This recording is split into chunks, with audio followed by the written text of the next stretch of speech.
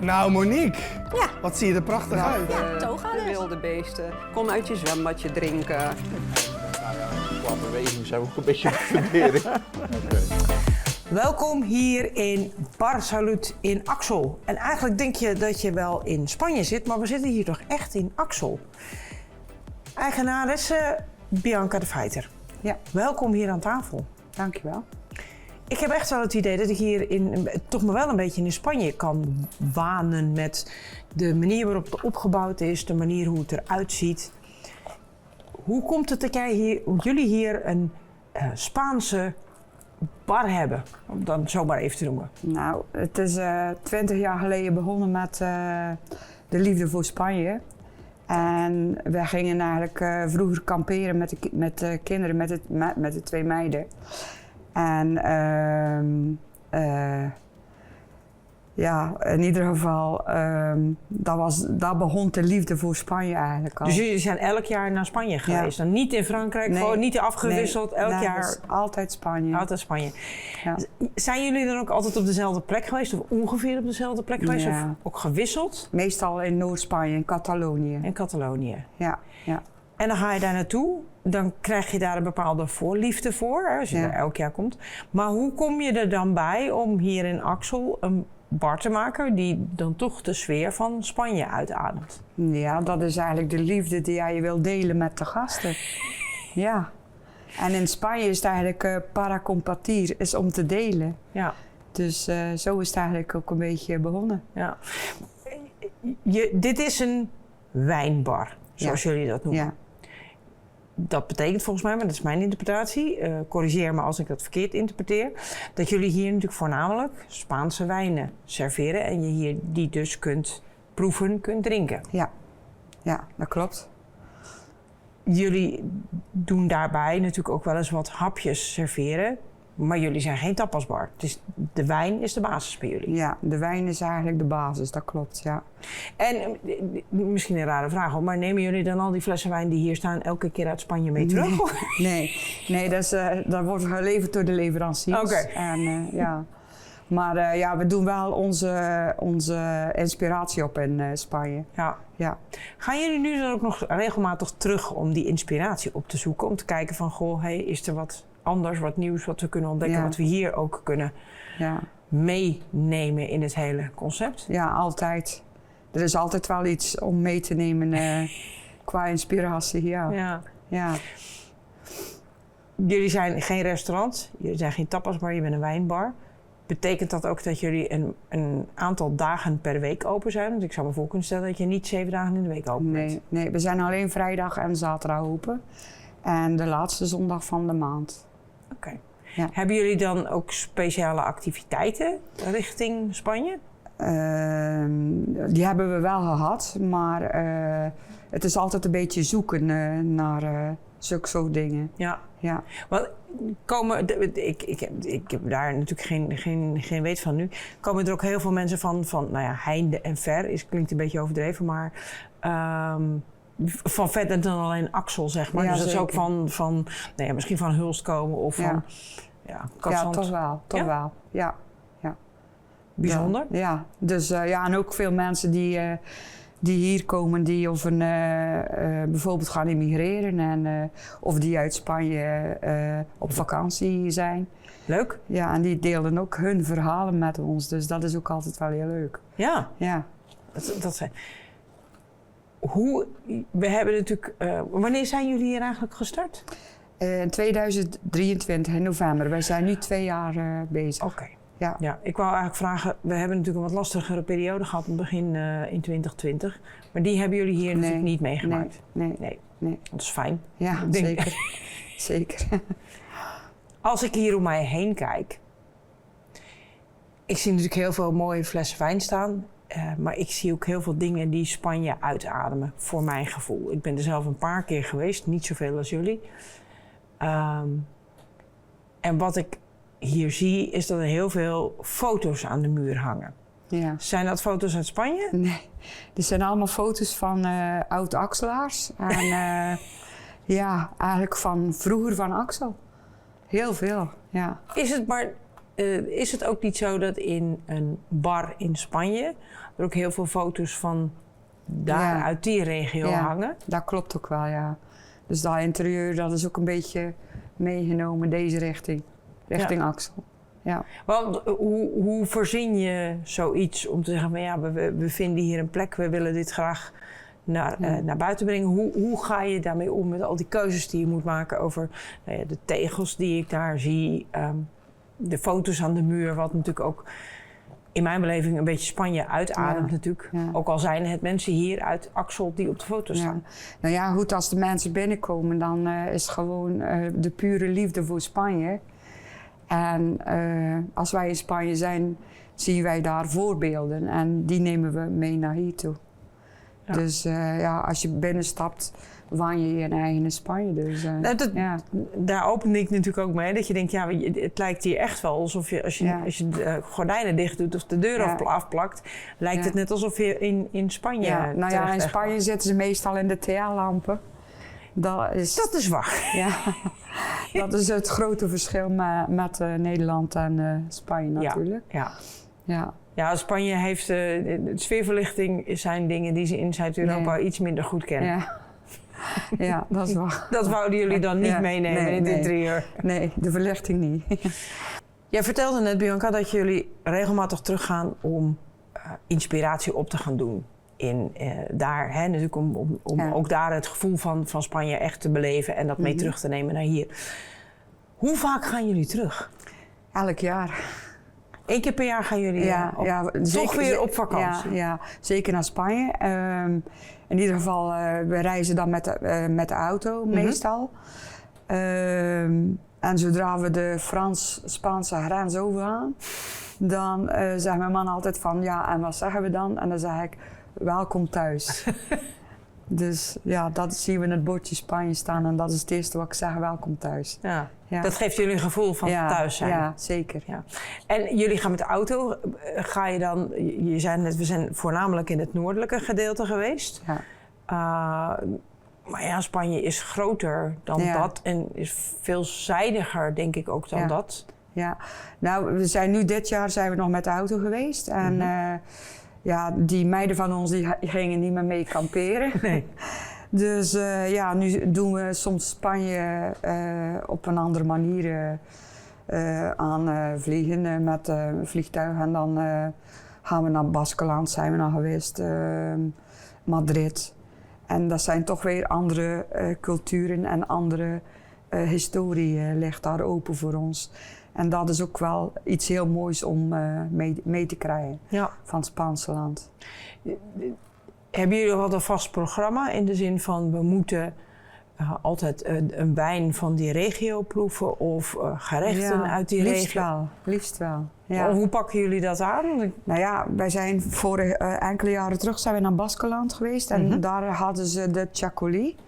En dat is een wijn van daar in dat gebied. En die hadden we nog niet in ons assortiment. Maar dan proef je die daar en dan hebben wij zoiets van ja, die hoort er eigenlijk ook bij. Ja. Dat is hetzelfde als met een koffie bijvoorbeeld uit Gran Canaria. De Barraquito, die presenteren we nu dan ook. En ook al is dat dan niet Spanje zelf, maar het is wel Spanje gerelateerd. Dus Is dat ook een doel van jullie om de veelzijdigheid van Spanje hier te laten zien? Ja, dat wel. Ja. Wat maakt Spanje nou zo bijzonder voor jullie? Dat is een mening, hè? Ja, voornamelijk het klimaat natuurlijk. Het is altijd lekker warm.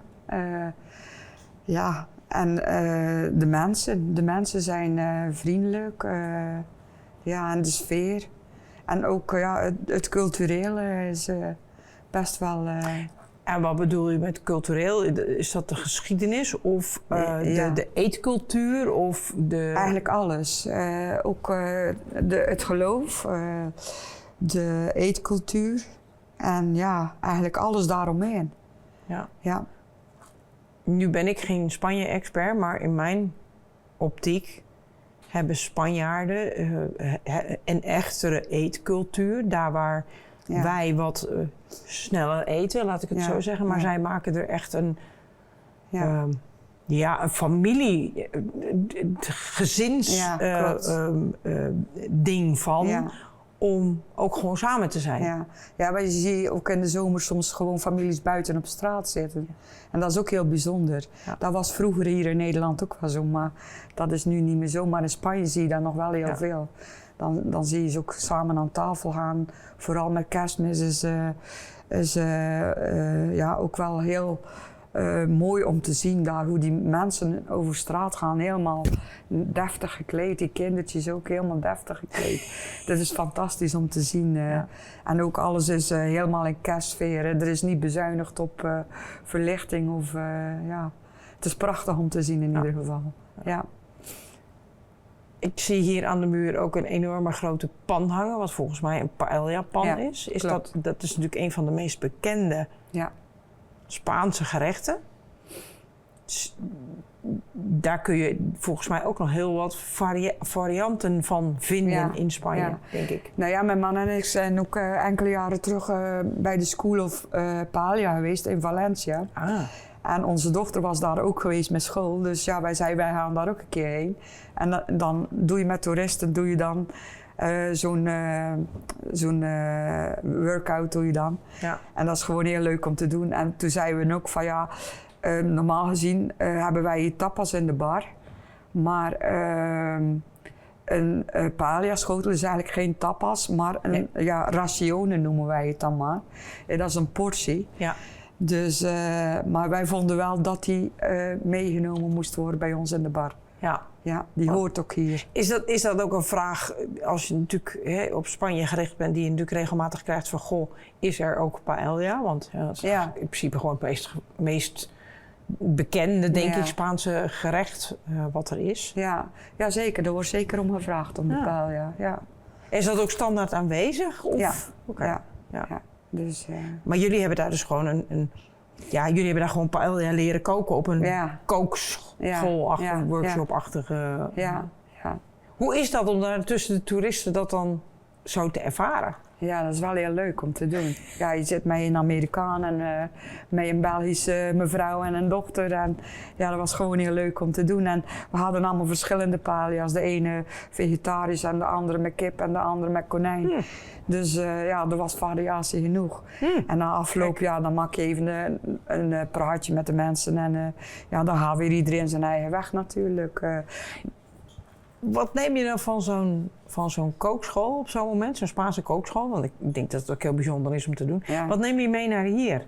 Nou ja, wij mochten eerst in die overdekte markethal onze eigen ingrediënten halen. En dat maakt het ook al speciaal. Ja. Dus dan lopen we met zo'n Spanjaard over die markethal en dat is echt wel heel leuk. Dan begint het eigenlijk al het verhaal van het maken van de paella. Ja, dat start natuurlijk bij de keuze van de ingrediënten. En het was in Valencia, dus ja, daar komt eigenlijk de paella wel vandaan. Dus, Die geschiedenis van Spanje, dus de cultuur, hoe neem je dat mee hier in je bar, behalve de wijnen en de gerechten? Hoe neem ik het nou mee? Dat is een moeilijke vraag. Nou, wat ik eigenlijk bedoel, jullie nemen natuurlijk heel veel dingen mee vanuit Spanje. Ja. Natuurlijk om dat hier neer te zetten. In mijn beleving zijn dat tegeltjes, zijn natuurlijk de wijnen, dat zijn ook wel de gerechten. Maar zijn er nog andere dingen die je meeneemt uit Spanje, waar wij misschien wel overheen kijken? Ja. Normaal gezien, op mijn telefoon staan misschien wel 1000 foto's van gebouwen. Onze deuren die wij hier in de toilet hebben en boven. Dat zijn ook echt deuren uit Spanje. Dat soort deuren wordt daar dus gemaakt. De balustrade, die krullen die of in de trap zitten en in de balustrade. Dat zie je daar dus heel veel op in de buitenhevels in Spanje. Dus ja, dat zijn die kleine dingen die een ander misschien niet zien, maar wij zien dat wel. Ja, maar ik denk dat je daar als bezoeker misschien wel gauw aan voorbij loopt. Misschien zelfs in Spanje ook wel. Het mooie, ja, zeker. Alhoewel je natuurlijk in Spanje bent en je dan natuurlijk een bepaald idee hebt en een andere cultuur ervaart om ervoor te zorgen dat, waar je dan foto's van maakt, zeg maar, je bent daar op dat moment. Ja. Dus alles is anders, wil ik niet zeggen, maar je ervaart Je ervaart het anders. Ja. En hier kijk je er misschien gewoon overheen. Ja, en net als vorig jaar zijn we dan met vrienden van ons naar Jerez en Cadiz geweest. Ja. En in Jerez heb je bijvoorbeeld de sherrystreek. Ja. En dat is ook een wijn die of je eigenlijk moet hebben in je wijnbar. Dus dan mag je dat proeven en je wordt hartelijk ontvangen door zo'n mevrouw. En ja, je ziet daar ook weer de historie en hoe het ontstaan is. En ja, dat is gewoon heel fascinerend. Geef je die historie ook mee? Wij hebben onze wijnkaart. Er staan een kleine anekdotes bij geschreven. Maar ik kan ze nog niet allemaal uit mijn hoofd. Maar de meeste worden wel een klein verhaaltje bij verteld. Kleine uitleg over gegeven. Ja. Wat, we zitten nu met onze uitzendingen natuurlijk aan het einde van 2025. Wat gaat 2026 voor jullie brengen? Hoe vaak gaan jullie nog naar Spanje? Hoe vaak gaan we nog naar Spanje? Ja, nou ja, goed, het is eigenlijk ons tweede thuis.